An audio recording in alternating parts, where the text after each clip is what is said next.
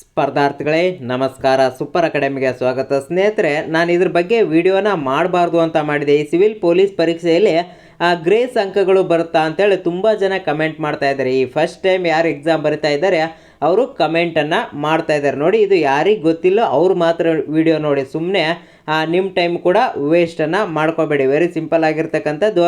ಇಲ್ಲಿ ತುಂಬ ಜನ ಕಮೆಂಟ್ ಮಾಡ್ತಾ ಇರೋದ್ರಿಂದ ಎಲ್ರಿಗೆ ರಿಪ್ಲೈ ಮಾಡೋಕ್ಕಾಗ್ತಾ ಇಲ್ಲ. ಆದ್ದರಿಂದ ಆ ವಿಡಿಯೋ ಮಾಡಿ ಹಾಕಿದ್ದೇನೆ ಸ್ನೇಹಿತರೆ. ಈಗ ನೋಡಿ, ಇಲ್ಲಿ ಸಿಂಪಲ್ ಆಗಿರ್ತಕ್ಕಂಥದ್ದು ಈ ಪ್ರಶ್ನೆಯನ್ನು ನೋಡಿ, ಇಲ್ಲಿ ಯಾವುದೇ ರೀತಿಯ ಗ್ರೇಸ್ ಮಾರ್ಕ್ಸ್ ಬರೋದಿಲ್ಲ. ಇದು ಸರಿಯಾಗಿರ್ತಕ್ಕಂಥ ಉತ್ತರವನ್ನು ಅವರು ನೀಡಿದ್ದಾರೆ. ಆದರೆ ಕನ್ನಡದಲ್ಲಿ ಅವರು ನೀಡಿದ್ದಾರೆ, ಅದು ಇಂಗ್ಲೀಷ್ನಲ್ಲಿ ಸರಿಯಾಗಿರ್ತಕ್ಕಂಥದ್ದನ್ನು ನೀವು ಗಮನಿಸಿರಿ.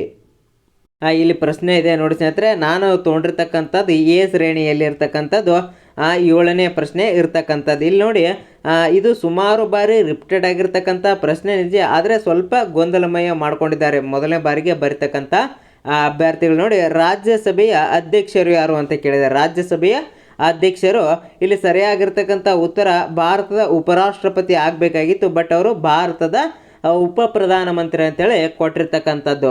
ಇಲ್ಲಿ ಸ್ಪರ್ಧಾರ್ಥಿಗಳು ಗಮನಿಸಬೇಕು, ಯಾವುದೇ ಕನ್ನಡದಲ್ಲಿ ನಿಮಗೆ ಡೌಟ್ ಬಂದರೆ ಮತ್ತು ನಿಮಗೆ ಅದು ತಪ್ಪು ಅನಿಸಿದರೆ ಇಂಗ್ಲೀಷನ್ನು ನೋಡಿ, ಇಂಗ್ಲೀಷೇ ಕೊನೆಯದು ಅಂತೇಳಿ 10ನೇ ಸೂಚನೆಯನ್ನು ಕೊಟ್ಟಿದ್ದಾರೆ. ನೋಡಿ, 10ನೇ ಸೂಚನೆಯನ್ನು ನಾನು ಒಂದು ಸಾರಿ ಓದ್ತೇನೆ ನೋಡಿ. ಪ್ರಶ್ನೆಗಳು ಕನ್ನಡ ಮತ್ತು ಆಂಗ್ಲ ಭಾಷೆಯಲ್ಲಿ ಇರುತ್ತವೆ. ಕನ್ನಡ ಪ್ರಶ್ನೆಗಳಲ್ಲಿ ಸಂದೇಹ ಉಂಟಾದರೆ ದಯವಿಟ್ಟು ಆಂಗ್ಲ ಭಾಷೆಯ ಪ್ರಶ್ನೆಗಳನ್ನು ಗಮನಿಸುವುದು. ಪ್ರಶ್ನೆ ಪತ್ರಿಕೆ ಪ್ರಶ್ನೆಯಲ್ಲಿ ಯಾವುದೇ ಗೊಂದಲವಿದ್ದರೂ ಆಂಗ್ಲ ಭಾಷೆ ಪ್ರಶ್ನೆಗಳೇ ಅಂತಿಮವಾಗಿರುತ್ತವೆ. ನೋಡಿ, ಆ ಸೂಚನೆಯನ್ನು ಕೊಟ್ಟಿದ್ದಾರೆ. ಒಂದು ಸಾರಿ ನೀವು ಕೂಡ ಸೂಚನೆಯನ್ನು ಓದಿ ಎಕ್ಸಾಮನ್ನು ಬರೆದವರು ಮೊದಲಿಗೆ 11 ಸೂಚನೆಯನ್ನು ಕೊಟ್ಟಿದ್ದಾರೆ. ಇಲ್ಲಿ ಇಂಗ್ಲೀಷ್ನಲ್ಲಿ ಏನು ಕೊಟ್ಟಿದ್ದಾರೆ ನೋಡಿ, ಇಲ್ಲಿ ವೈಸ್ ಪ್ರೆಸಿಡೆಂಟ್ ಆಫ್ ಇಂಡಿಯಾ ಅಂತೇಳಿ ಕೊಟ್ಟಿದ್ದಾನೆ. ಆದ್ದರಿಂದ ಈ ಪ್ರಶ್ನೆಗೆ ಆಪ್ಷನ್ ಸಿ ಸರಿಯಾಗಿರ್ತಕ್ಕಂಥದ್ದು. ಯಾವುದೇ ರೀತಿಯ ಗ್ರೇಸ್ ಮಾರ್ಕ್ಸ್ ಬರುವುದಿಲ್ಲ, ಅದೊಂದು ನಿಮ್ಮ ತಲೆಯಲ್ಲಿರಲಿ. ಏನು, ಇನ್ನೊಂದು ಪ್ರಶ್ನೆಗೂ ಕೂಡ ಸುಮಾರು ಜನ ಕಮೆಂಟನ್ನು ಮಾಡಿದ್ದಾರೆ. ಇವುಗಳಲ್ಲಿ ಯಾವುದು ನಿಜ ಅಂತೇಳಿ ಕೊಟ್ಟಿದ್ದಾರೆ ಸ್ನೇಹಿತರೆ. ಇದು ಕೂಡ ಕಮೆಂಟ್ ಮಾಡಿರೋದ್ರಿಂದ ಇದೊಂದು ಪ್ರಶ್ನೆ ನಿಮಗೆ ಕ್ಲಿಯರನ್ನು ಮಾಡ್ತೇನೆ ನೋಡಿ.